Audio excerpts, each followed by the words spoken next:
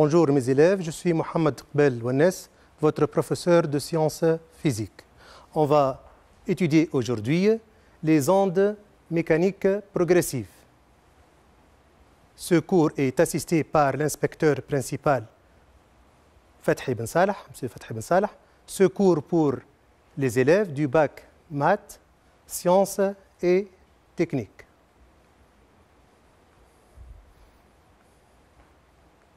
Le plan de notre exposé est le suivant. On va commencer notre cours par une introduction. Ensuite, on va définir les ondes mécaniques progressives. Étudier le cas d'une onde mécanique sinusoïdale progressive le long d'une corde. Le cas d'une onde mécanique sinusoïdale progressive à la surface d'un liquide. Et le cas d'une onde mécanique sinusoïdale progressive à 3 dimensions, onde sonore. On va commencer notre introduction par 2 exemples.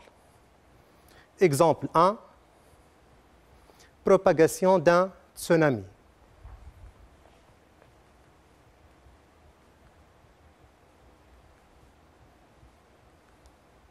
Les photos A, B, C et D montrent l'évolution d'un tsunami au cours du temps. Deuxième exemple, cas du corde d'une guitare. Une caméra placée à l'intérieur d'une guitare filme l'évolution des cordes au cours du temps.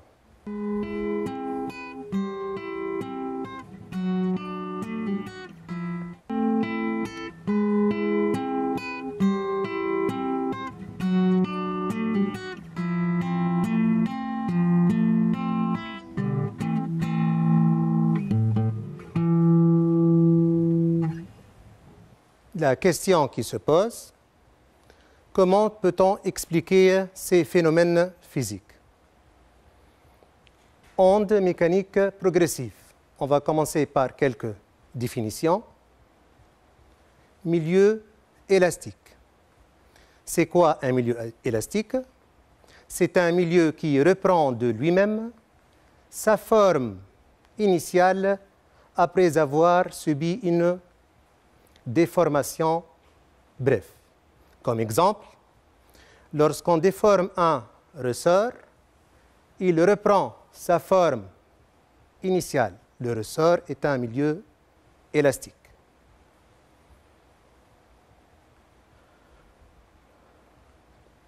Le milieu élastique de propagation peut être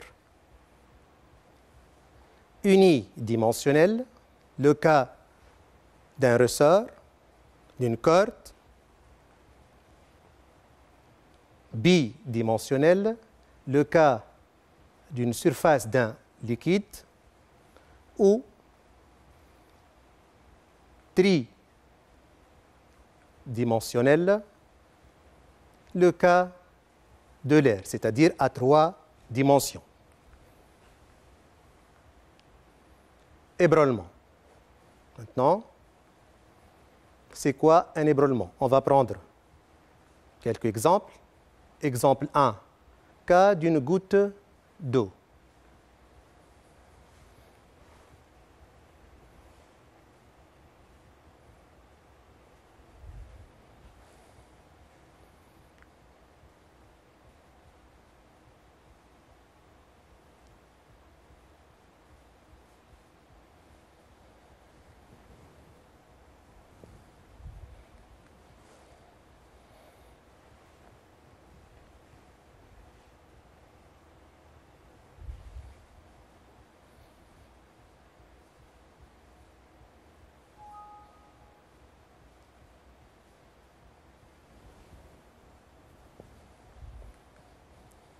Donc, une goutte d'eau tombe à la surface libre d'un liquide, elle la déforme.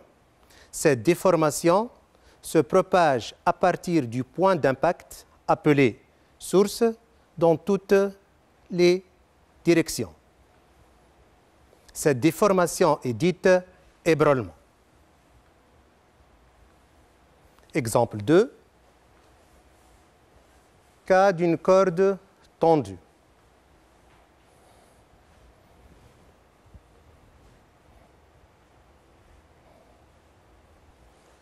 Lorsqu'on impose une déformation à l'extrémité d'une corde, la déformation se propage le long de la corde selon une seule direction.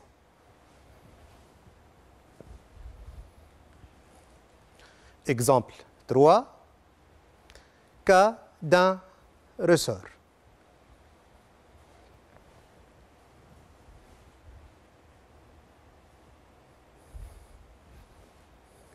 Lorsqu'on impose une déformation à l'extrémité d'un ressort, la déformation se propage le long du ressort selon une seule direction.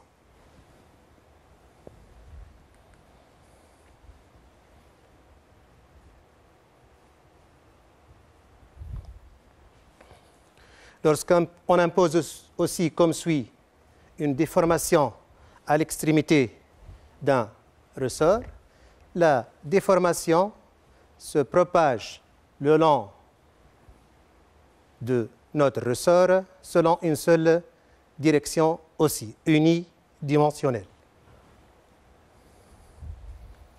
Donc, lorsqu'on impose une déformation à l'extrémité d'une corde ou d'un ressort, cette déformation se propage à partir de la source, le long de la corde ou le long du ressort, selon une seule direction. La déformation est dite, très bien, ébranlement. Maintenant, comment on va définir alors un ébranlement? Allez-y, un ébranlement est une, très bien, est une déformation de courte durée imposée localement à un milieu élastique. Il existe deux types d'ébranlement ou onde. On va voir par la suite c'est quoi une onde.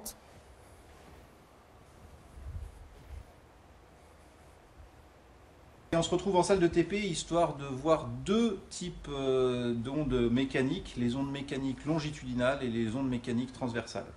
Donc je te rappelle la définition d'une onde, c'est la propagation d'une perturbation avec transport d'énergie et sans transport de matière. Donc là, le milieu de propagation que je te propose, c'est le ressort. La perturbation, je vais avoir un mouvement transversal, je vais monter ma main et la redescendre, monter la main et la redescendre, comme ceci, voilà. Et on a déplacement de cette perturbation de la droite vers la gauche. Donc il y a deux directions qu'il va falloir bien identifier. C'est la direction de propagation. Donc cette perturbation se propage de la droite vers la gauche dans le milieu de propagation qui est le ressort. Donc là on a une propagation qui est évidemment unidimensionnelle. Cette perturbation n'a pas d'autre solution que de déformer le milieu élastique qui lui est proposé, à savoir le ressort, à une dimension. Donc on a cette direction de propagation de la droite vers la gauche. Et maintenant on va parler de la direction de la perturbation. Donc la direction de la perturbation, elle n'est pas dans le même sens que la propagation. La perturbation, je vais déplacer ma main vers le haut et la remettre à sa position initiale. Donc cette direction de propagation et cette direction de perturbation sont perpendiculaires l'une par rapport à l'autre. Et on va appeler ça une onde mécanique transversale. Donc là, tac, j'ai créé cette perturbation en allant vers le tableau et la propagation, elle s'est dirigée de la droite vers la gauche. Donc ça, c'est une onde transversale. Maintenant, si je génère une perturbation qui est collinéaire à la direction de propagation, on va avoir une onde longitudinale. Et dans ce cas-là, je vais pratiquer une compression sur le ressort et une décompression. Voilà. Donc là, la direction de la perturbation est collinéaire à la direction de la propagation. On appelle ça une onde longitudinale. Longitudinale, transversale. Voilà, j'espère que cette petite vidéo aura permis de bien fixer les éléments et surtout que ça te permettra de ne pas te tromper lorsqu'il faudra définir une onde mécanique. Voilà, Donc, je te dis à bientôt. On a deux types d'ébranlement ou onde. On va voir par la suite, on a dit qu'est-ce que c'est quoi une onde. Transversale et longitudinale.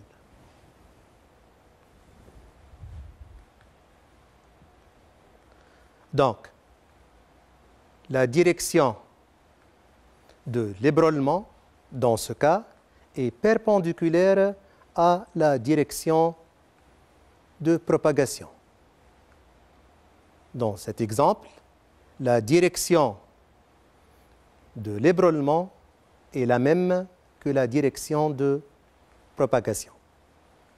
Donc, l'ébranlement est dit transversal si sa direction est perpendiculaire à la direction, très bien, de propagation. Maintenant, l'ébranlement est dit, très bien, longitudinal si sa direction et celle de la propagation sont les mêmes. Maintenant, célérité de propagation d'un ébranlement.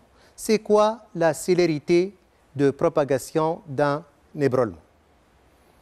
La célérité de propagation d'un ébranlement, c'est la vitesse de propagation de l'ébranlement, notée par C ou V, son unité mètre seconde moins 1, est donnée par la relation C égale à delta X sur delta T, où delta X représente la distance parcourue par l'ébranlement et delta T la durée du parcours.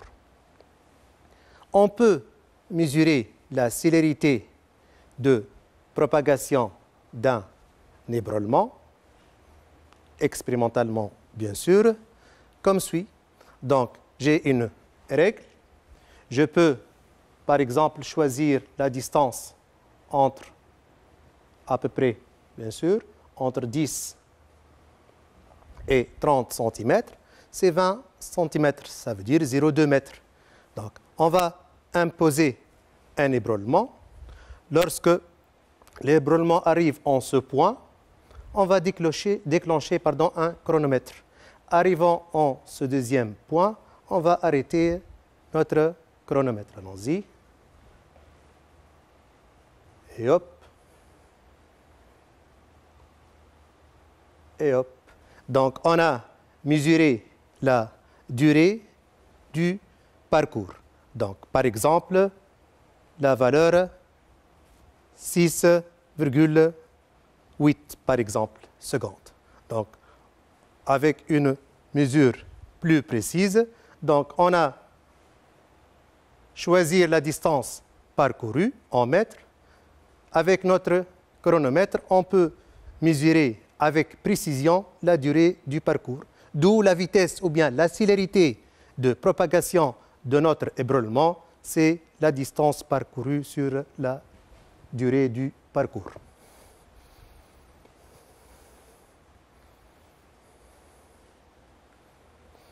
Donc, notez bien, la célérité est une constante dans un même milieu homogène. Ça veut dire lorsque je travaille dans un même milieu homogène, la célérité ou bien la vitesse de propagation, on a dit, est une constante. Maintenant, la célérité ne dépend pas de l'amplitude de l'ébranlement, mais elle dépend de la nature du milieu de propagation et de ses propriétés. Prenons un exemple. Par exemple, la célérité de propagation de l'ébranlement à la surface de l'eau, c'est 0,3 m/s moins 1. La célérité de l'ébranlement le long d'une corde, c'est 10 m/s moins 1. La célérité de propagation d'un ébranlement sonore, le son, dans l'air à 20 degrés Celsius, c'est 342 m/s moins 1. Pardon. Donc, vous voyez que la célérité de propagation, elle dépend de la nature du milieu, si vous voulez, de propagation et de ses propriétés. Par exemple, si on va changer la température, au lieu de travailler à 20 degrés Celsius, on va travailler à 40 degrés Celsius. la célérité va changer. Principe de propagation d'un ébranlement.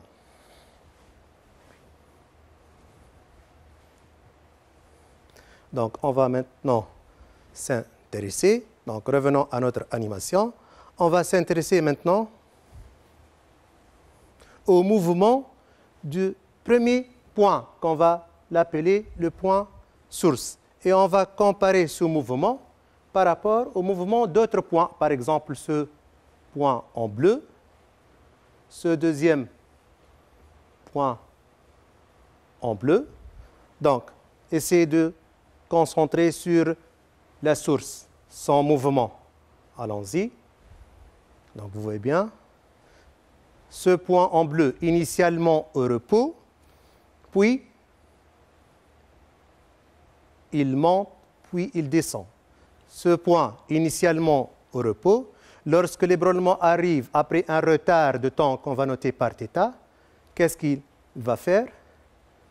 Il monte, puis il descend. Est-ce que les points se déplacent horizontalement? Regardons une autre fois. Essayez de se concentrer. C'est un mouvement seulement vertical. Regardez ce point.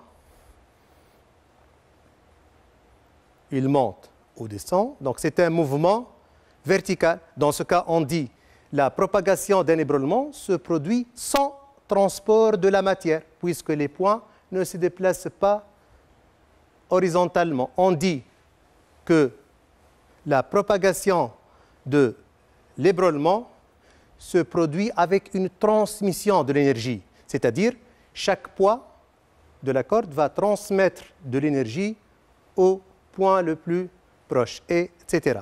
Donc, on a la propagation d'un ébranlement se produit avec une transmission de l'énergie sans transport de la matière. Maintenant, le mouvement de n'importe quel point de notre corde par rapport au mouvement de la source. Donc, une dernière fois, monte puis descend. Ce point initialement au repos, lorsque l'ébranlement arrive après un retard, il va reproduire le mouvement de la source, mais après un retard de temps, qu'on va noter par la suite θ. Ce point initialement au repos, lorsque notre ébranlement arrive à ce point, il va reproduire le mouvement après un retard de temps θ. C'est le principe de propagation.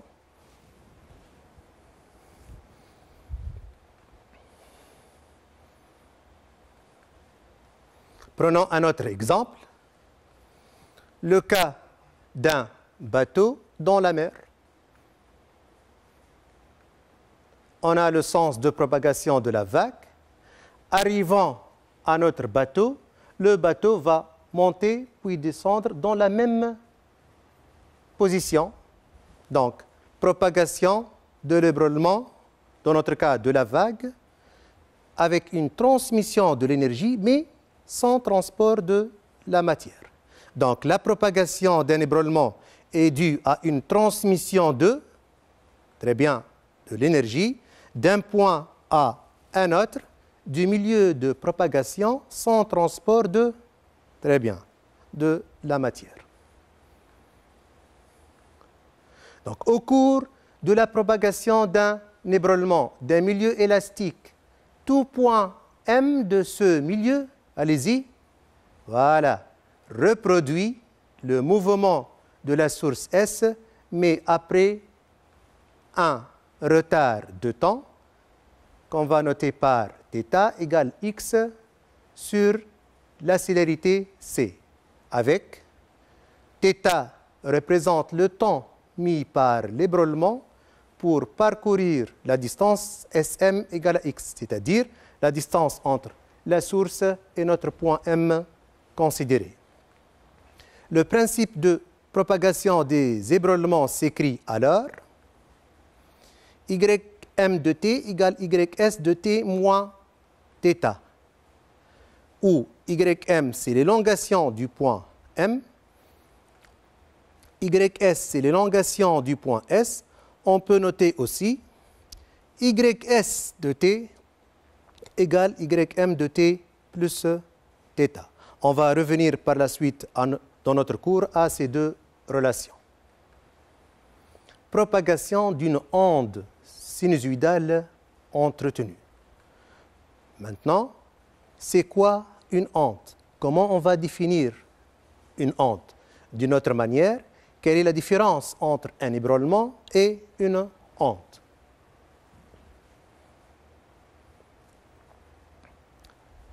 Revenons à notre animation. Donc, regarde ici, je vais réaliser un ébranlement. Maintenant,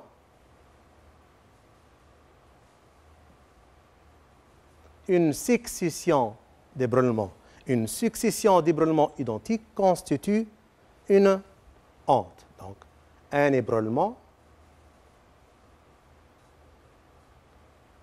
et une onde. On peut remarquer que la célérité de propagation de l'ébranlement, c'est la même chose que la célérité de propagation de l'onde. Donc, comment on va définir une onde? Une onde est le phénomène résultant de la propagation d'une succession d'ébranlements dans un milieu donné. Notez bien, l'onde se propage à la célérité des ébranlements. On a dit que la célérité ou vitesse de propagation de l'onde, c'est la même chose que la célérité ou vitesse de propagation de l'ébranlement. Donc maintenant, on peut répondre à notre question posée au début. Le tsunami et le son d'une guitare sont deux exemples d'ondes.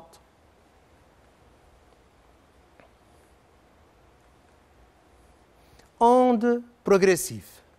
Maintenant, comment on va définir une onde progressive? Une onde progressive est toute onde se propageant dans un milieu ouvert est dite progressive. Donc, toute onde se propageant dans un milieu ouvert est dite progressive. C'est-à-dire, lorsque le milieu de propagation est supposé infini ou illimité. Dans ce cas, l'onde se propage sans retour. Dans ce cas, on va parler d'une onde progressive. Maintenant, onde mécanique. Une onde est dite mécanique si le milieu propagateur est un milieu matériel. C'est-à-dire le cas, par exemple, de la corde ou bien du ressort. Ce sont de la matière. L'air, c'est de la matière. L'eau, c'est de la matière. Donc, lorsque le milieu de propagation est un milieu matériel, l'onde est dite dans ce cas onde mécanique. Cas d'une onde mécanique sinusoïdale progressive le long d'une corde élastique tendue. On va passer à notre expérience. La corde de Meld est avant tout un excitateur. Une bobine est alimentée par un courant alternatif. Cette bobine crée un champ magnétique B vertical qui change régulièrement de sens.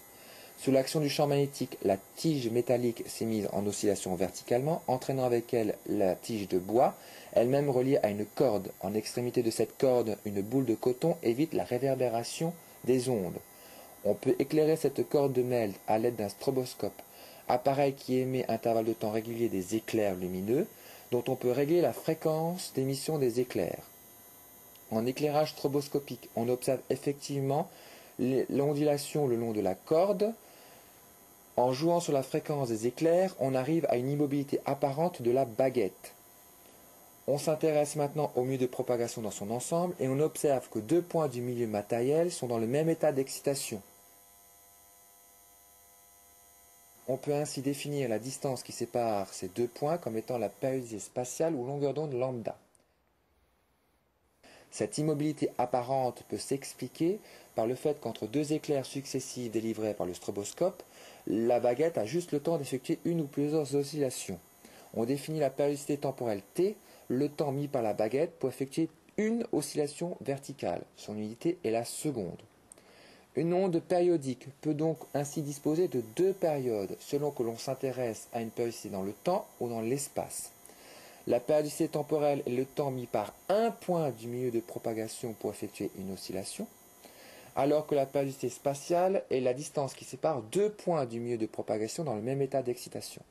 Ces deux grandeurs physiques sont reliées par la célérité c égale lambda sur t. Donc, on peut parler d'une double périodicité. Une période temporelle, c'est la durée d'une oscillation de n'importe quel point de notre corde, ou une période spatiale, appelée aussi longueur d'onde, notée lambda, c'est la distance entre deux points de la corde qui ont le même état vibratoire. Maintenant, ces deux périodes sont liées par la relation la célérité ou bien vitesse de propagation, c'est égal lambda sur t.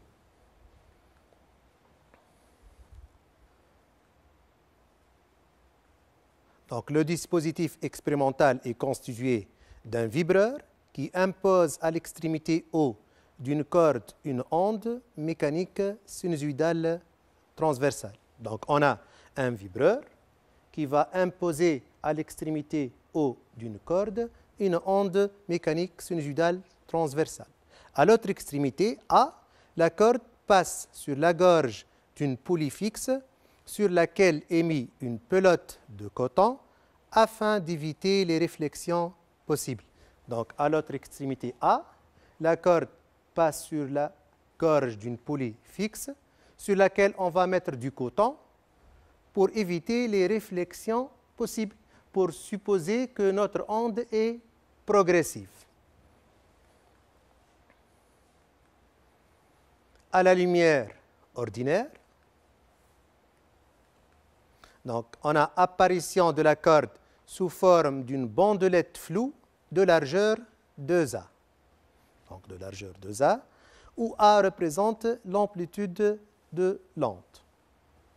Cette observation est due à la rapidité du mouvement et à la persistance de l'image sur la rétine. Maintenant, l'amplitude A diminue en s'éloignant de la source à cause des frottements. Donc vous voyez que la largeur de notre bande, elle diminue en s'éloignant de la source. C'est à cause des frottements. En éclairage stroboscopique, donc pour expliquer l'observation de la corde en éclairage stroboscopique, on s'intéresse à l'expérience suivante.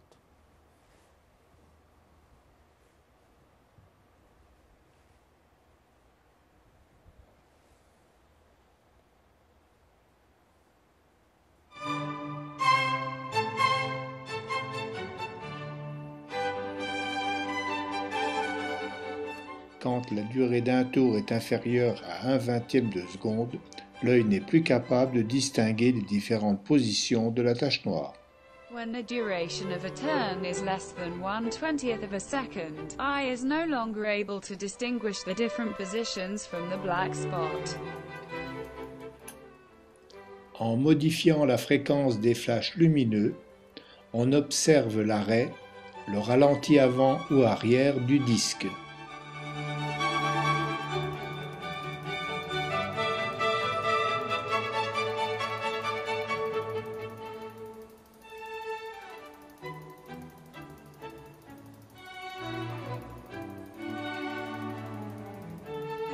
Depending on the flash frequency, the disc is seen to be either stationary or moving slowly backward or forward.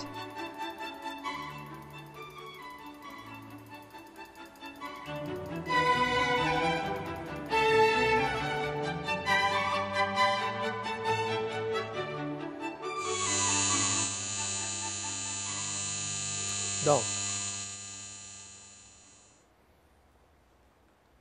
soit la période de rotation du disque T, on va noter par T la période de rotation de notre disque. TE, la période des éclairs du stroboscope. TE, c'est la période de notre stroboscope. Choisissons par exemple le sens de rotation réel est le suivant. Prenons un exemple. La période de rotation de disque égale 1 seconde, c'est-à-dire chaque seconde, le disque fait un tour. Si maintenant on va éclairer notre disque avec une période des éclairs de secondes, c'est-à-dire la tache rouge fait un tour en une seconde, 2 tours, à ce moment-là, on va éclairer notre disque. On va observer que la tache rouge dans la même position initiale. Si on va éclairer par exemple avec une période des éclairs 3 secondes, la tache rouge fait un tour, 2 tours, 3 tours. À ce moment-là, on va éclairer notre disque. On observe toujours la tache rouge dans la même position. Dans le cas général, pour TE égale P fois T, avec P appartenant à N étoiles, on va observer la tache rouge paraît immobile. Maintenant, gardons la même période de rotation de disque, 1 seconde. Mais on va changer la période des éclairs. On va éclairer notre disque, par exemple, avec une période des éclairs 1,05 secondes. C'est-à-dire, la tache rouge fait un tour en 1 seconde, mais nous, on va l'éclairer après un retard de 0,5 secondes. Donc, on va observer notre tache rouge décalée vers la droite. Dans ce cas, on va observer un mouvement apparent, ralenti, dans le sens réel de rotation.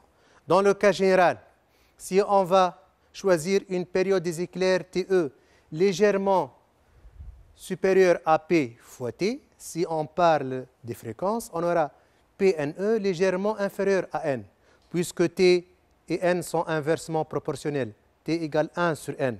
Donc, pour TE légèrement supérieur à P fois T, on aura P fois NE légèrement inférieur à N. Dans ce cas, la tache rouge paraît en mouvement ralenti dans le même sens que le sens réel de rotation. Maintenant, si on va garder toujours la même période de rotation de disque 1 seconde, mais on va choisir la période des éclairs, par exemple 0,95 secondes, légèrement inférieure à 1 seconde. Dans ce cas, avant que la tache rouge fait un tour complet, on va éclairer notre disque avec une avance de 0,05 secondes. Dans ce cas, qu'est-ce qu'on va observer? Un mouvement ralenti dans le sens inverse au sens réel de rotation. Dans le cas général, pour TE légèrement inférieur à P fois T, donc P fois NE légèrement supérieur à N, on a la tache rouge paraît en mouvement ralenti dans le sens inverse au sens réel de rotation. Double périodicité d'une onde. Sinusoïde d'espace, Y en fonction de X.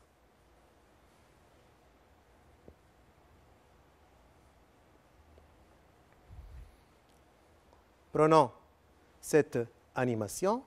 On a une corde tendue. À T0, la corde est au repos. On va imposer à l'extrémité de la corde une onde sinusoïdale transversale. Donc, à T égale à 0, la corde paraît immobile.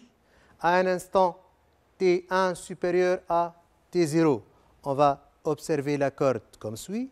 Pour un instant T2 supérieur à T1, on va observer la corde comme suit, etc. Donc, on a l'aspect de la corde à un instant de date T bien déterminé. Donc, on a une courbe sinusoïdale, puis une courbe nulle. Ce qui est logique, bien sûr, puisque ces points sont encore au repos. L'onde n'a pas encore arrivé à ce point.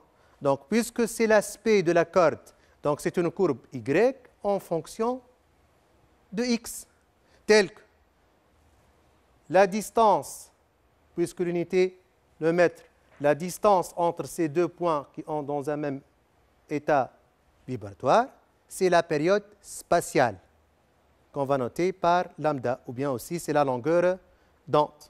Maintenant,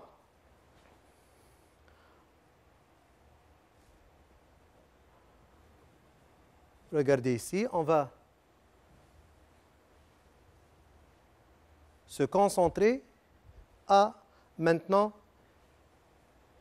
la partie la plus avancée de notre onde, à T1, par exemple. Vous voyez la partie la plus avancée. À un instant T2 supérieur à T1, donc on va observer cette partie. Est-ce qu'elle change de forme? Donc vous voyez que la partie la plus avancée de l'onde ne change pas de forme. Cette partie, on l'appelle le front d'onde. D'accord?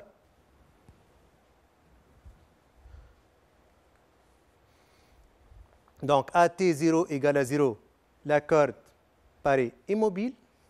À un instant T1 supérieur à T0, on a l'aspect suivant, par exemple. À un instant de date T2 supérieur à T1, on a cet aspect. Donc, tel que cette distance, c'est la période spatiale ou la longueur d'onde lambda. Donc, ces courbes représentent les aspects de la corde à différents instants de date T bien déterminés. Donc, puisqu'ils représentent les aspects de la corde, ce sont des sinusoïdes d'espace, sont des courbes Y en fonction de X, telles que,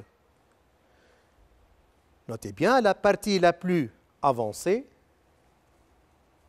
ne change pas de forme au cours de la propagation. Donc, on a dit, cette partie est dite le front d'onde. Et l'abscisse de ce point, on va noter par XF pour dire l'abscisse du front d'onde.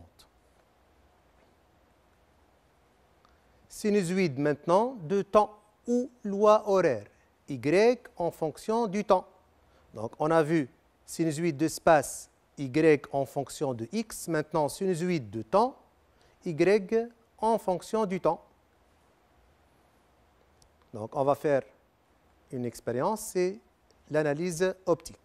Maintenant, considérons le dispositif suivant où on s'intéresse au mouvement d'un seul point de la corde au cours du temps.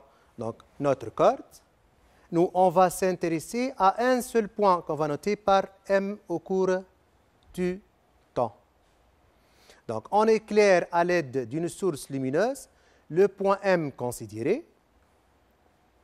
La lumière arrive sur un miroir tournant et se réfléchit sur un écran. Donc, on a notre corde, notre point M qui nous intéresse. On va, à l'aide d'une source lumineuse, éclairer ce point M, arrivant sur un miroir tournant qui se réfléchit sur un écran. Notre point M, à l'aide d'une source lumineuse, on va éclairer notre point M. La lumière arrive sur un miroir tournant qui sera réfléchi. On observe donc l'ombre portée du point M sur notre écran. Maintenant, puisque cette courbe, elle traduit le mouvement du point M au cours du temps. Donc, cette courbe représente l'évolution au cours du temps de l'élongation du point M d'abscisse X bien déterminée. C'est le diagramme du mouvement du point M considéré. Donc, on a dit, puisque c'est la courbe du mouvement du point M au cours du temps, donc cet intervalle, c'est la période temporelle qu'on va noter par T. Une onde est donc caractérisée par une double périodicité. Une période spatiale ou longueur d'onde lambda qu'on détermine à partir du sinusoïde d'espace, c'est-à-dire l'aspect de la corde à un instant de date T bien déterminé, et elle est définie comme étant, c'est quoi la période spatiale? Puisque l'unité en mètres, donc c'est une, très bien, c'est une distance.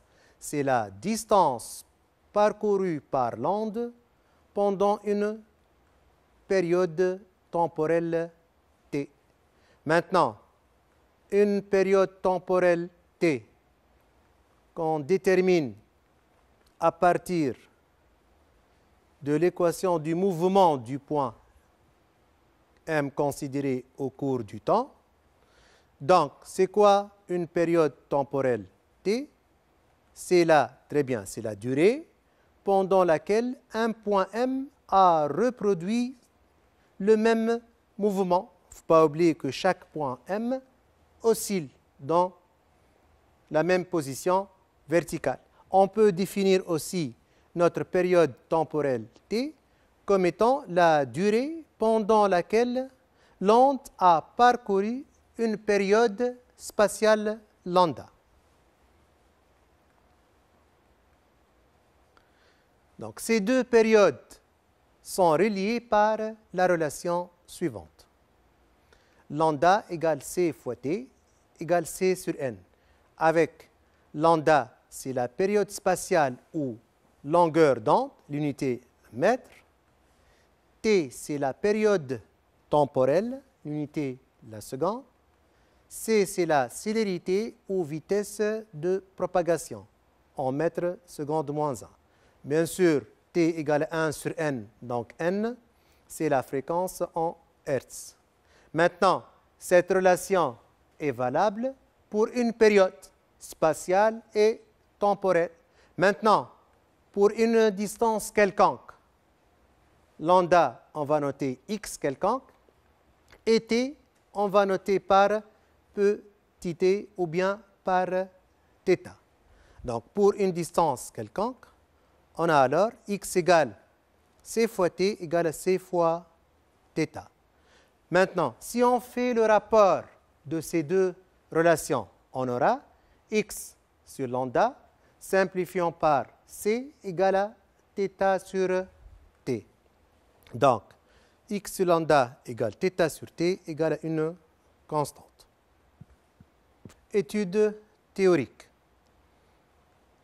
Soit un repère orthonormé OIJ tel que l'axe OX du repère orthonormé OIJ coïncide avec la corde au repos. Donc, l'axe OX qui coïncide avec notre corde au repos.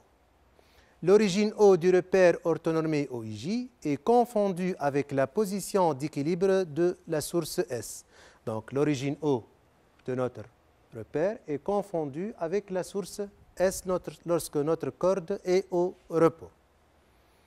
L'axe OY du repère orthonormé OIJ mesure l'élongation YM de chaque point M de la corde et XM représente l'abscisse du point M de la corde lorsqu'il est au repos. Donc, considérons un point M de la corde, on a l'abscisse X et l'ordonnée Y. طلعت لوحدها نرجع بلي لحظة كبرت دقيقة بركة كبار الكرامة غير ما فقت باش نعاودها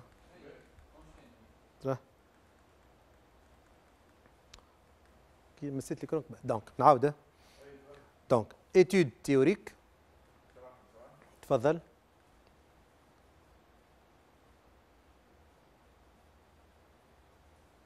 étude théorique.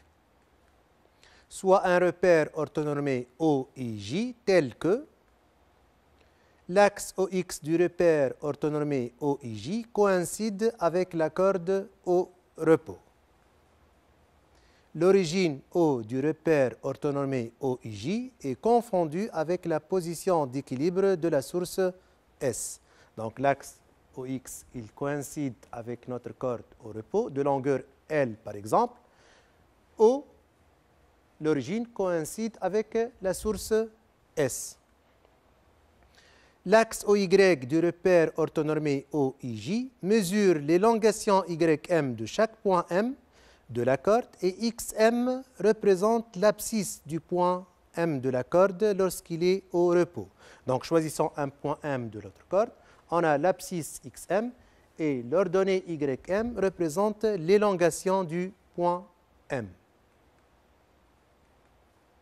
Donc, puisque le vibreur impose à l'extrémité de la corde une onde mécanique sinusoïdale, donc la source S est animée d'un mouvement sinusoïdal dont l'élongation s'écrit alors YS de t égale A sinus oméga t plus phi S, quel que soit t supérieur ou égal à 0. On a quel que soit t supérieur ou égal à 0, puisque la source S débute son mouvement à t égale à 0. On a YS, c'est l'élongation de la source S, l'unité le mètre. A, c'est l'amplitude de la source. Oméga, c'est la pulsation en radians secondes moins 1. Phi S, c'est la phase initiale de la source S en radians. Et le terme oméga t plus phi S représente la phase à l'instant t quelconque, en radians bien sûr. On a oméga 2pi n égale 2pi sur t. On connaît bien sûr les unités. Donc, YS est l'élongation de la sinusoïde de temps du point source S. Maintenant, prenons le cas où la source S débute son mouvement à partir de sa position d'équilibre et dans le sens positif. Donc, on a deux conditions. S débute, c'est-à-dire à t égale à 0. Son mouvement à partir de sa position d'équilibre, c'est-à-dire YS à t égale à 0 égale à 0, et dans le sens positif, c'est-à-dire la dérivée par rapport au temps, à t égale à 0 de YS est positif. On aura alors les deux conditions suivantes. YS de t 0 égale à 0 et dérivée de YS par rapport au temps à t égale à 0 est positif. Or, on a YS égale A sinus oméga t plus phi S.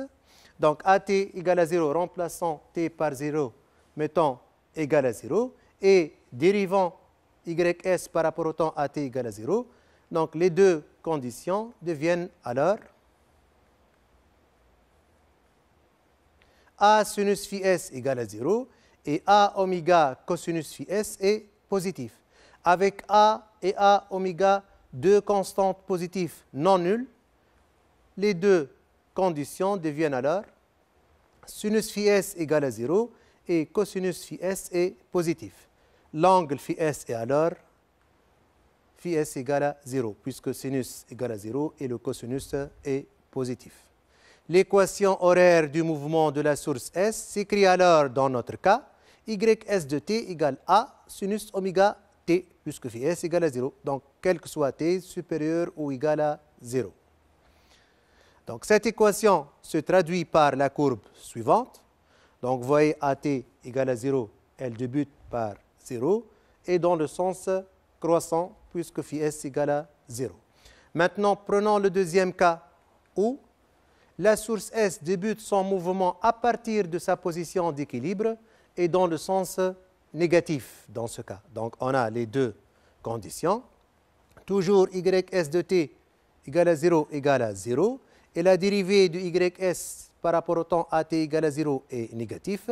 Les deux conditions s'écrivent dans ce cas. A sinus phi S égale à 0 et A oméga cos phi S est négatif. Donc, on aura sinus phi S égale à 0 et cosinus phi S est négatif. Dans ce cas, phi S à quoi égal? Très bien, phi S égale à pi radian. D'où l'équation horaire de la source s'écrit dans ce cas YS de t égale A sinus oméga t plus pi, quel que soit t supérieur ou égal à 0. Maintenant, cette équation se traduit aussi par la courbe suivante. Donc, dans ce cas, AT égale à 0 débute par 0, mais dans le sens décroissant, puisque phi S égale à pi radian, bien sûr. Principe de propagation. Le principe de propagation s'écrit, on a noté tout à l'heure que Ym de t égale Ys de t moins θ. Qu'est-ce qu'il me dit le principe de propagation? Le point M, il reproduit le mouvement de la source S, mais après un retard de temps θ égale à x sur v. Donc, pour écrire l'équation horaire du point M, il suffit d'écrire l'équation horaire de la source et remplacer t par t moins θ. Donc, on a ys de t égale a sinus oméga t plus phi s. Il suffit de remplacer t par t moins θ pour écrire l'équation horaire du point M. Donc, maintenant, ym de t s'écrit donc a sinus oméga t moins θ. On a remplacé t par t moins θ plus phi s. Bien sûr, oméga, c'est 2pi sur t.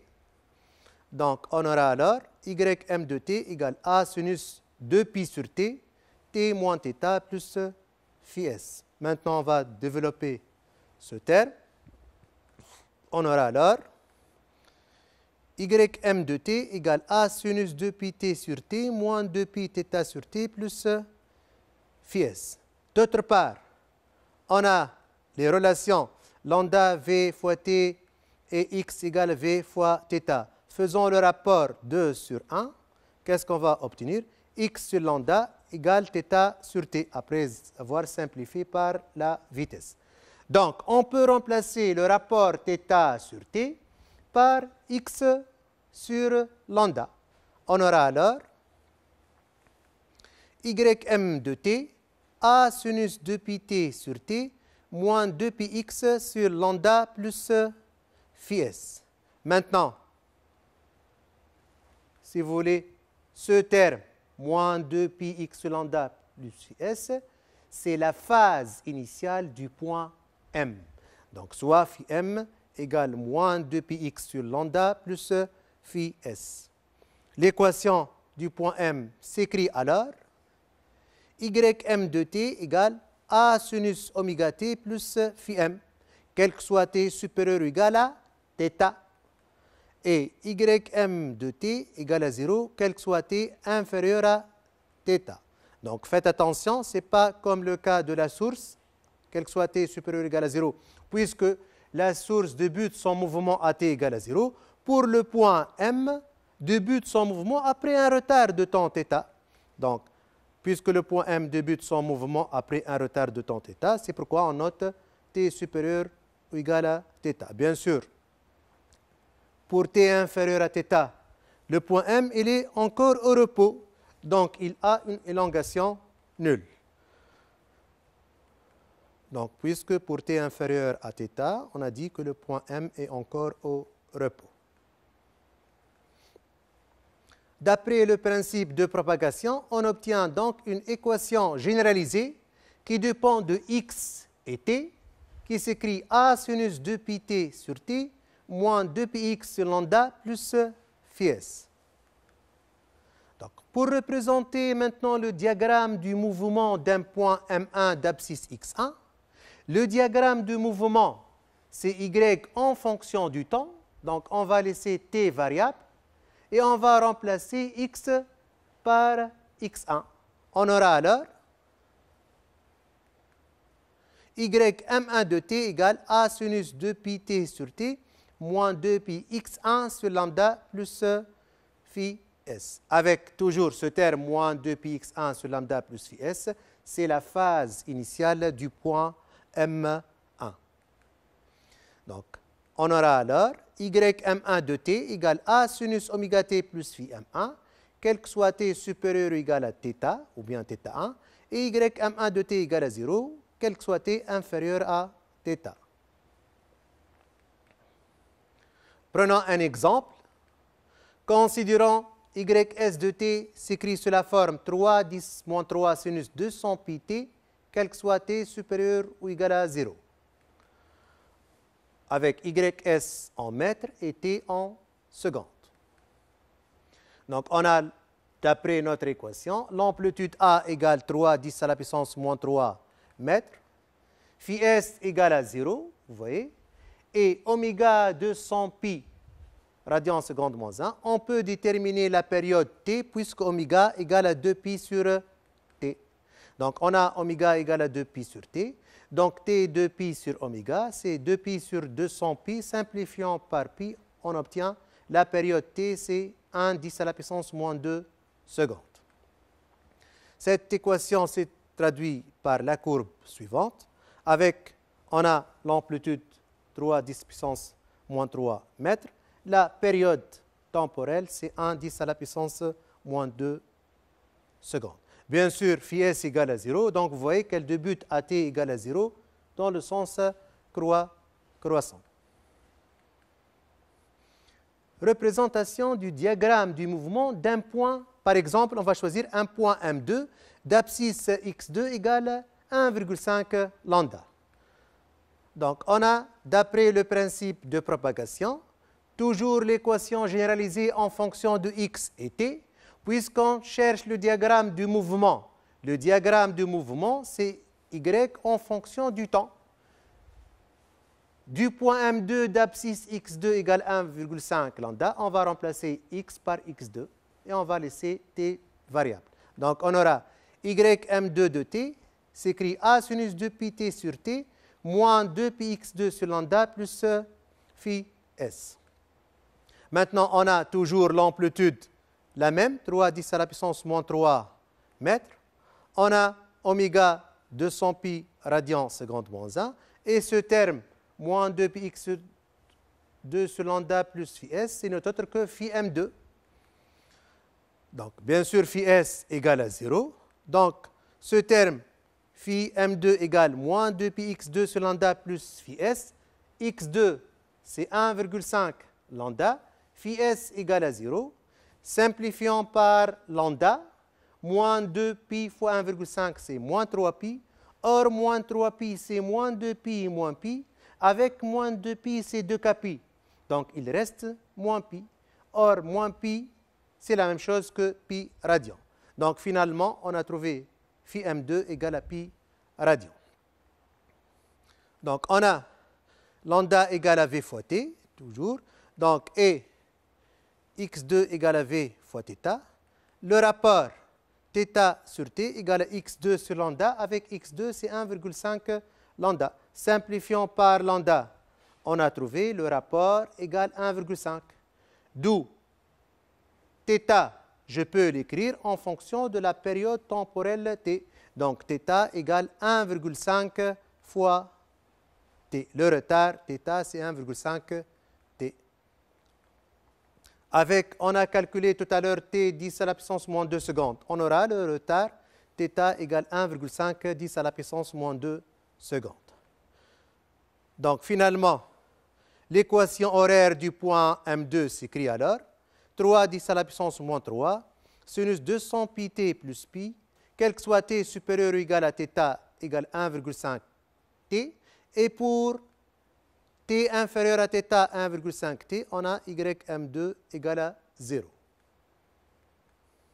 Bien sûr, il ne faut pas oublier les unités. Ym2 en mètres et t en secondes. Donc, la similitude de temps du point M2 se représente comme suit. Donc, on a toujours l'amplitude A 3 10 puissance moins 3 mètres. θ, on a calculé 1,5 10 à la puissance moins 2 secondes. On aura la sinusoïde suivante. Donc, on a 3 10 à la puissance moins 3. Le retard, on a déjà calculé 1,5 10 puissance moins 2 secondes. Donc, 0,5 10 moins 2, 1. 1,5 10 à la puissance moins 2 secondes. Bien sûr, en fonction du temps. Donc, c'est quoi? C'est la période temporelle t. Très bien. 10 à la puissance moins 2 secondes. Donc, voilà, faites attention ici. Il ne faut pas mélanger ou bien confondre entre phi s et phi m. On a phi s égale à 0. Puisque le point M2, d'après le principe de propagation, reproduit le mouvement de la source S après le retard θ. Donc, pour t égale à θ, on a notre courbe du but dans le sens croissant, puisque phi S égale à 0. Voilà, donc il ne faut pas dire on a phi M2 égale à pi, donc on va commencer à t égale à θ dans le sens décroissant. Maintenant, juste pour vérifier que phi m2 égale à pi, on suppose, faites attention, c'est une supposition, on suppose que notre courbe du point M2 va commencer à partir de point O. Donc, on aura, si on va compléter notre courbe, on va obtenir cette courbe. Dans ce cas, AT égale à 0, on a phi M2 égale à pi, puisque pour t égale à 0, donc notre courbe débute le mouvement dans le sens décroissant. Donc, faites attention, mais malgré qu'on a représenté la courbe du point M2, donc, on a phi S égale à 0, donc le mouvement débute du point M2 comme la source dans le sens croissant. Maintenant, comme conclusion pour les sinusoïdes de temps ou loi horaire. Donc, on a la source S débute son mouvement à t égale à 0. Dans notre cas, l'exemple qu'on a pris, phi S égale à 0, donc dans le sens croissant. Pour un point M1, par exemple, d'abscisse x1 égale lambda, on a pour t inférieur à θ, fonction nulle, puisque le point M1 encore au repos. Pour t supérieur à θ, on a une fonction sinusoïdale comme la source, d'après le principe de propagation. Choisissons un autre point M2, d'abscisse x2 égale 1,5 lambda. On a pour t inférieur à θ 1,5 t, une fonction nulle, puis, comme la source, une fonction sinusoïdale. Un autre point, M3 d'abscisse x3 2,5 lambda. On a pour t inférieur à θ 2,5 t, une fonction nulle, puis, pour t supérieur à θ, une fonction sinusoïdale comme la source S. Vous voyez, on applique toujours le principe de propagation. Donc, les sinusoïdes de temps sont les courbes y en fonction de t. Donc, on a toujours fonction nulle pour t inférieur à θ, sauf la source débute le mouvement à t égale à 0, puis une fonction sinusoïdale comme la source S. Par exemple, si on a phi S égale à pi, donc notre courbe dans le sens décroissant, on aura alors pour le point M1 débute dans le sens décroissant, etc.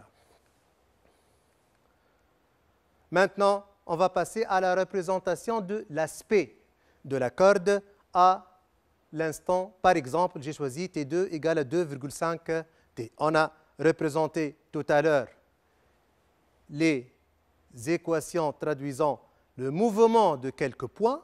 Maintenant, on va représenter l'aspect de la corde à un instant de date T. J'ai choisi par exemple 2,5 T. On a toujours lambda égale à V fois T. XF, pour dire x franc, égale V fois T2. Le rapport nous donne XF sur lambda égale T2 sur T. Or, j'ai choisi T2 égale 2,5 T. Le rapport, après avoir simplifié par T, égale à 2,5. D'après ce rapport, je peux déterminer XF en fonction de lambda. Donc, on a XF égale à 2,5 lambda. D'après le principe de propagation, on a toujours, donc vous voyez toujours, on revient à notre principe de propagation. On a l'équation généralisée en fonction de x et t, y en fonction de xt a sinus 2pi t sur t moins 2pi x lambda plus phi s. Maintenant, on veut déterminer l'aspect de la corde. L'aspect de la corde, c'est y en fonction de x. Donc, on va maintenant laisser x variable et on va remplacer t par t2 égale à 2,5 t. Donc, on aura alors y en fonction de x à l'instant t2 égale a sinus 2pi t2 sur t moins 2pi x sur lambda plus phi s. Bien sûr, j'ai remplacé t2 par 2,5 t. D'accord? On peut simplifier par t. On aura 2,5 fois 2pi, c'est 5pi. On a choisi le cas particulier où phi s égale à 0. Donc, on aura alors y en fonction de x à l'instant t2, c'est a sinus 5pi, je peux écrire 4pi plus pi. Or, 4pi, c'est 2kpi. Donc, on aura alors y en fonction de x à l'instant t2, a sinus pi moins 2pi x sur lambda. On a alors y en fonction de x à l'instant t2, c'est a sinus pi moins 2πx sur lambda, quel que soit x inférieur ou égal à xf égale 2,5 lambda, et y en fonction de x à l'instant t2 égale à 0 pour x entre xf 2,5 lambda et L. Donc faites attention ici, on a y en fonction de x égale à 0 pour x supérieur à xf entre xf et la longueur de la corde. Pourquoi? Puisque pour x supérieur à xf, les points de la corde sont encore au repos. Prenons l'exemple v égale à 10 mètres secondes moins 1. On aura lambda égale à v fois t égale à 10 fois 10 à la puissance moins 2. On a déjà calculé la période temporelle t, 10 moins 2 secondes. On a lambda égale 10 fois 10 puissance moins 2 mètres. Remplaçons a par son expression, lambda par sa valeur, a par sa valeur 3, 10 à la puissance moins 3 mètres, lambda par sa valeur 10, 10 à la puissance moins 2. On a l'expression finale, y en fonction de x à l'instant t2, 3 10 puissance moins 3, sinus pi moins 20 πx, quel que soit x inférieur à xf 2,5 lambda, et y en fonction de x égale à 0 pour x entre xf et la longueur L de la corde.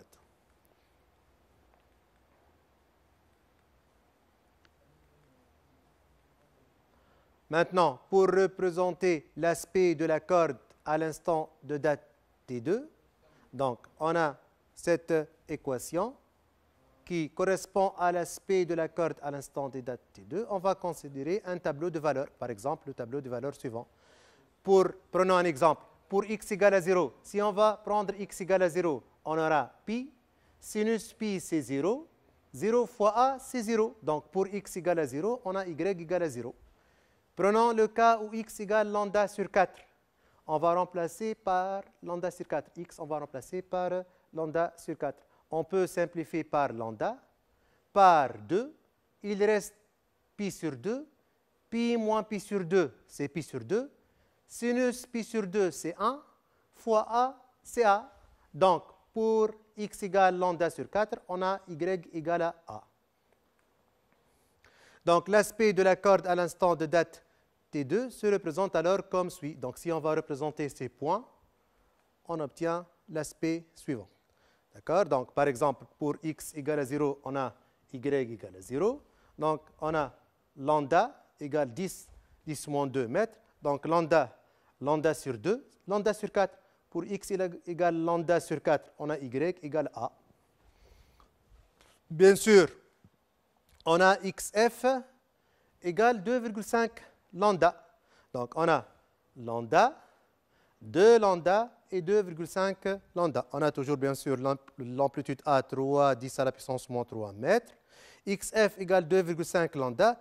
Et on a calculé tout à l'heure lambda 10, 10 moins 2. Donc, on trouve xf 25, 10 à la puissance moins 2 mètres. Donc, 5, 10, 15, 20 et 25. Donc, xf du front d'onde égale à 2,5 lambda qui est égal à 25, 10 à la puissance moins 2 mètres. Donc, toujours, on a y en fonction de x. Cet intervalle, c'est la période spatiale ou la longueur d'onde lambda. Maintenant, pour conclure, les sinusoïdes d'espace sont les courbes y en fonction de x à des instants bien déterminés. Par exemple, à t égale à 0, on a la corde est immobile. De longueur, par exemple, je choisis comme exemple 5 lambda. Si je vais choisir un instant t1 égale à une période temporelle t, on a pour x inférieur à xf une fonction sinusoïdale.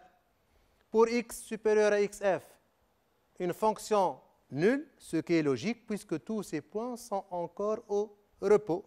Maintenant, on vérifie bien maintenant, faites attention, on s'intéresse au front d'onde.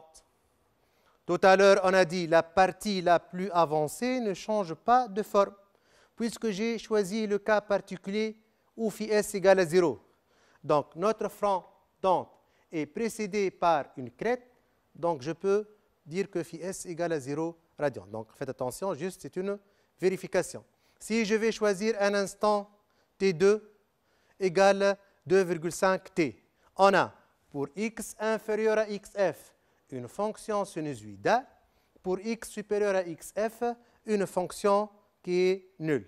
Un autre exemple, pour t3 égale 3t, on a pour x inférieur à xf qui est égal à 3 lambda, une fonction sinusoïdale, et pour x supérieur à xf, une fonction nulle. Donc on vérifie bien toujours, la partie la plus avancée ne change pas de forme. Maintenant, les sinusoïdes d'espace sont les courbes y en fonction de x. Dans le cas at égale à 0, une fonction nulle. Pour les autres, pour x inférieur à xf, une fonction sinusoïdale. Pour x supérieur à xf, on a une fonction nulle, toujours puisque les points sont au repos pour x supérieur à xf. Maintenant, point de la corde vibrant en concordance de phase par rapport à la source S. On va déterminer les points M dans le cas général qui vibrent en concordance de phase, ou bien on dit en phase aussi par rapport à la source S.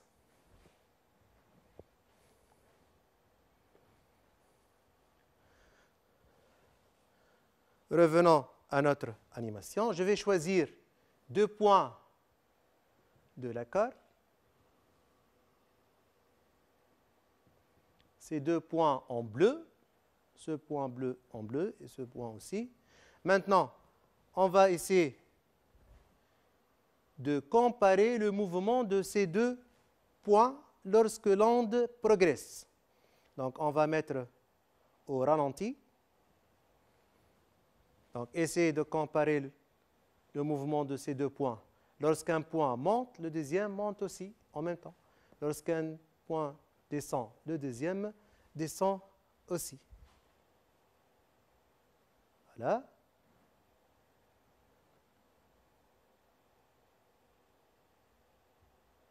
Si maintenant on va essayer de déterminer la distance entre ces 2 points, vous voyez, entre 2 minimum, c'est la longueur d'onde lambda. Donc, ces 2 points, ils sont en un même état vibratoire. Ils vibrent avec la même élongation, quel que soit t, les 2 points ont la même élongation. Le cas que j'ai choisi, la distance entre ces 2 points, c'est la longueur d'onde lambda. Donc, 2 points en face ont la même élongation. Maintenant, je vais choisir un point M quelconque en phase par rapport à la source S, c'est-à-dire l'élongation de la source S est égale à l'élongation du point M.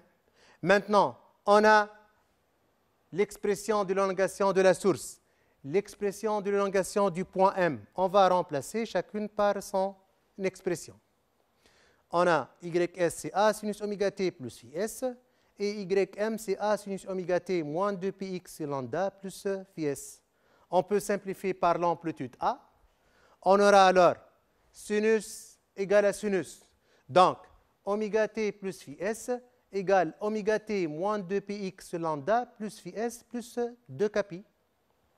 On a alors cette relation. Je peux simplifier de part et d'autre par oméga t plus phi S, oméga t plus phi S.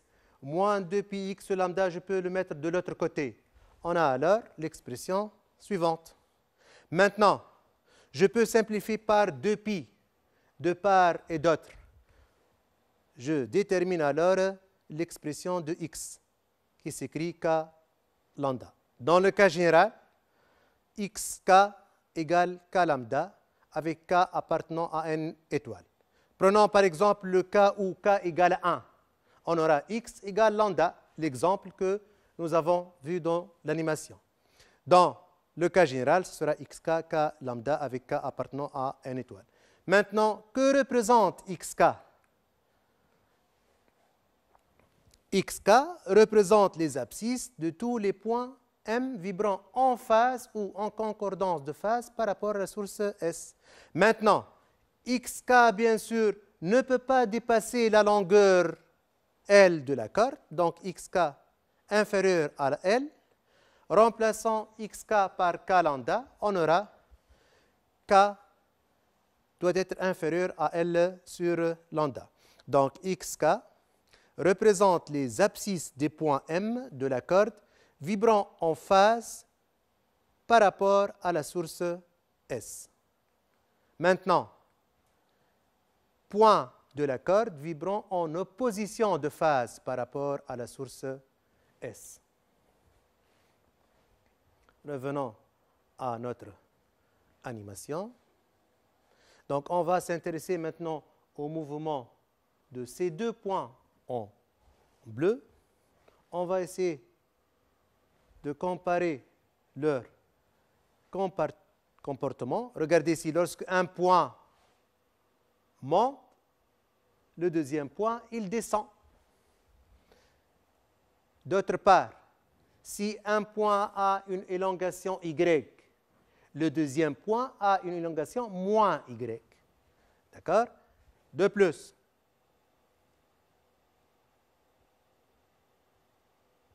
la distance séparant ces deux points entre pratiquement un maximum et un minimum, c'est lambda sur 2.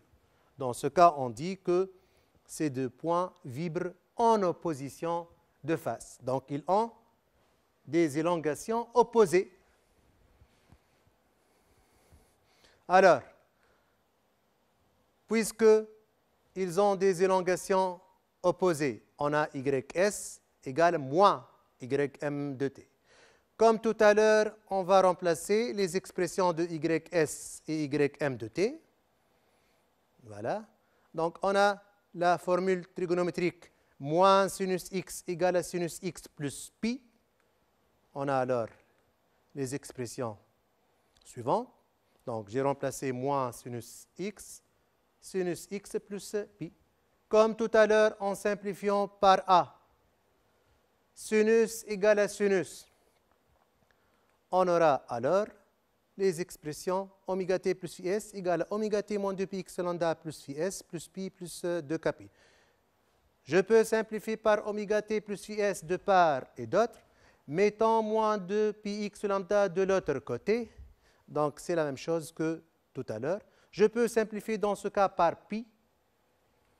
L'expression finale de x s'écrit xk égale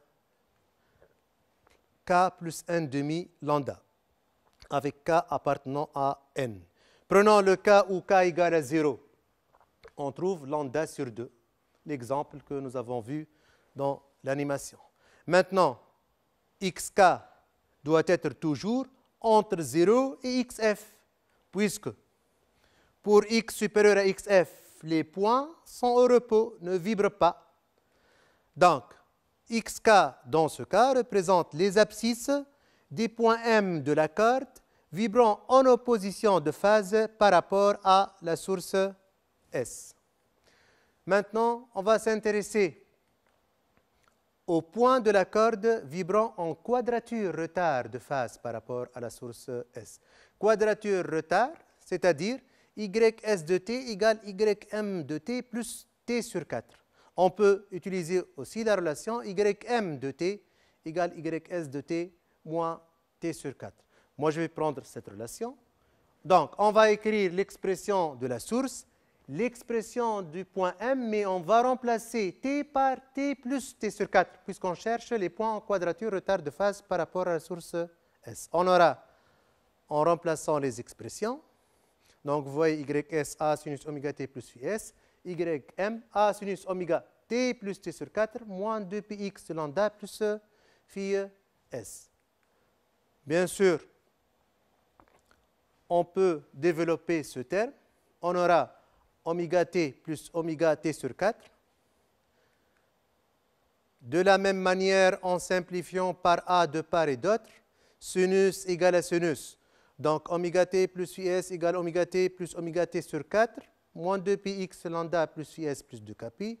Simplifiant par oméga t plus phi s et déterminant l'expression de xk de la même manière Après tout calcul fait, on obtient l'expression finale de xk égale k plus 1 quart lambda, avec k appartenant à n, bien sûr toujours xk entre 0 et xf. Donc xk dans ce cas représente les abscisses des points M de la corde vibrant en quadrature retard de phase par rapport à la source S. De la même manière, les points de la corde vibrant en quadrature avance de phase par rapport à la source S. On aura ys de t égale ym de t moins t sur 4, ou bien aussi ym de t égale ys de t plus t sur 4. En remplaçant de la même manière les expressions, en remplaçant t par t moins t sur 4 dans l'expression du point M, développant, simplifiant par A, par oméga t plus phi s. Après tout calcul fait, on détermine l'expression de xk, on trouve xk égale k moins 1 quart lambda, avec k appartenant à n. Bien sûr, toujours xk entre 0 et xf. Dans ce cas alors, xk représente les abscisses des points M de la corde, vibrant en quadrature avance de phase par rapport à la source S. Prenons un exemple. Donc, on a la source S. Je vais choisir deux points, le point M1 et le point M2, déterminant les abscisses de ces deux points. Le point M1 d'abscisse, lambda, donc xm1 égale lambda. Le point M2, lambda, 2 lambda. Donc, les deux points M1 et M2 d'abscisse xm1 lambda et xm2 égale à 2 lambda. Donc, on peut constater que ces deux abscisses s'écrivent sous la forme xk égale à k lambda.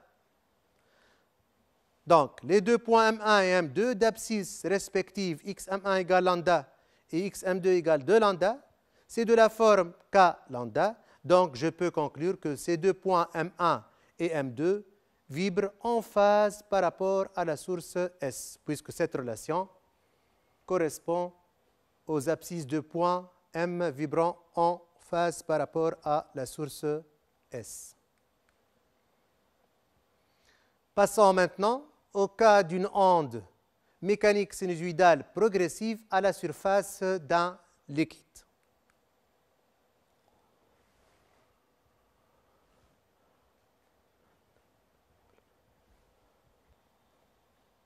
Le dispositif vu en classe qui permet d'étudier la propagation d'une onde à la surface de l'eau s'appelle une cuve à onde.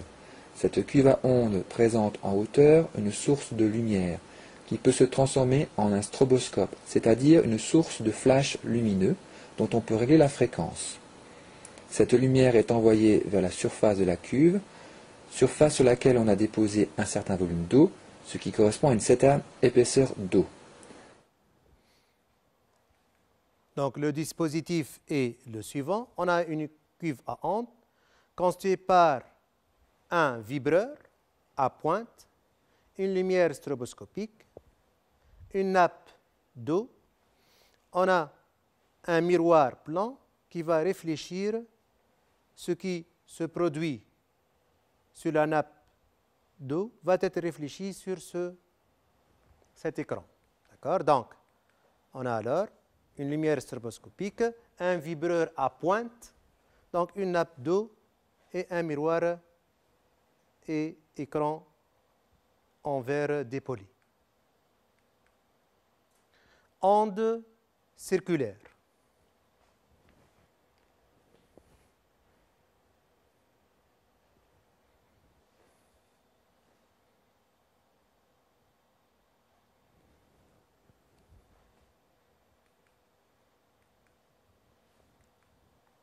Donc, une fourchette à pointe communique en un point source, qu'on va noter par O ou S, à la surface libre d'eau des vibrations. Donc, on a une fourchette à pointe qui va communiquer, bien sûr, en un point. Le point d'impact, on va l'appeler point source. On en note généralement par O ou S, à la surface libre des vibrations. Donc, qu'est-ce qu'on observe? Donc, voilà la source. On observe une onde transversale et circulaire, puisqu'elle est formée par des rides circulaires, qui se propagent à partir de la source dans toutes les directions. Voilà, donc, elle est constituée par des rides circulaires. Notez bien, en s'éloignant, si vous voulez, de la source, l'amplitude de l'onde diminue à cause du phénomène dit phénomène de dilution de l'énergie.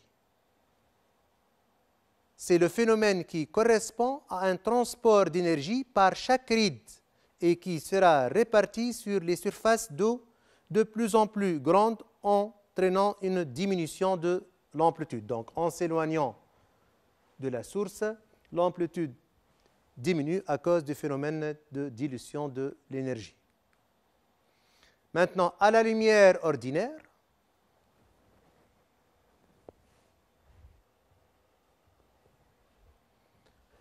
donc voilà, donc qu'est-ce qu'on observe à la lumière ordinaire?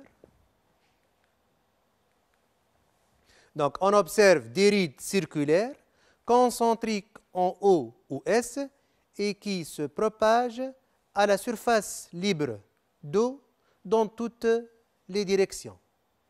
Notez bien, les rides circulaires sont des vagues, ou bien des petites vagues dites vaguelettes, qui sont constituées par des crêtes et des creux.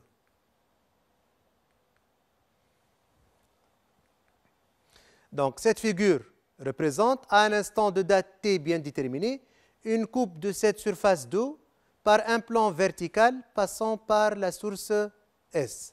Cette coupe présente une symétrie par rapport à la source S. Donc, notre figure, elle représente, voilà donc la nappe d'eau, une coupe transversale passant par le point source O. Donc, on peut constater que de part et d'autre de la source, on a une symétrie.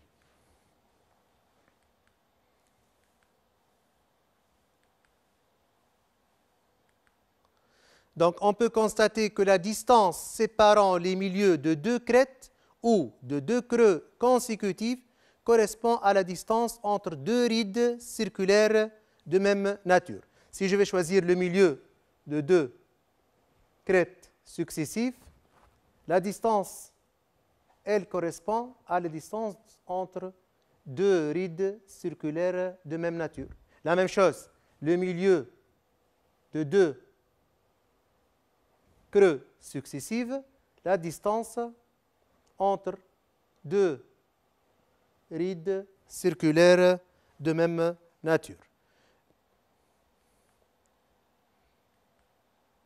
Bien sûr, cette distance est égale à la longueur d'onde ou la période spatiale lambda. Donc, cette distance, le milieu de deux rides circulaires, le milieu de deux rides circulaires ou bien le milieu de deux crêtes ou deux creux est égal à la longueur d'onde lambda. Donc, mais là, je peux conclure que la distance séparant deux rides circulaires de même nature et successive est la longueur d'onde ou la période spatiale lambda. Maintenant, à la lumière stroboscopique, donc voyons notre expérience. Voilà, donc qu'est-ce qu'on observe à la lumière stroboscopique? Je peux voir une vidéo un peu rapide, voilà.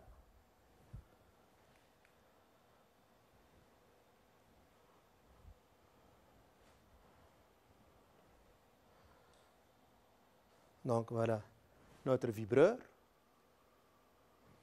Donc, pour TE, période des éclairs égale P fois T, qu'est-ce qu'on observe? On observe une immobilité apparente des rides circulaires. Donc, vous voyez que les rides paraissent immobiles. Maintenant, pour TE légèrement supérieur à P fois T, on observe un mouvement apparent ralenti dans le même sens que le sens réel de propagation. Maintenant, pour TE légèrement inférieur à P fois T, on observe un mouvement apparent ralenti dans le sens opposé au sens réel de propagation.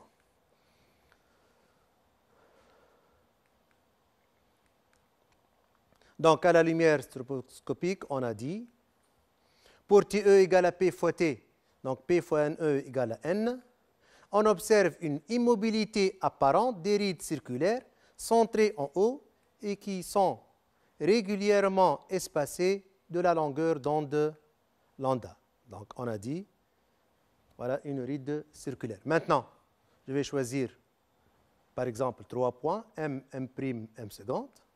Donc, tous les points de la surface d'eau, M, M', M seconde, etc., et appartenant à une même ride circulaire, ont le même état vibratoire, c'est-à-dire ils vibrent en phase et avec la même amplitude. Donc, tous les points d'une même ride circulaire, toujours ils sont en phase. Maintenant, pour TE légèrement supérieur à P fois T, ou bien PNE légèrement inférieur à N, on observe un mouvement apparent ralenti des rides circulaires et dans le sens réel de propagation.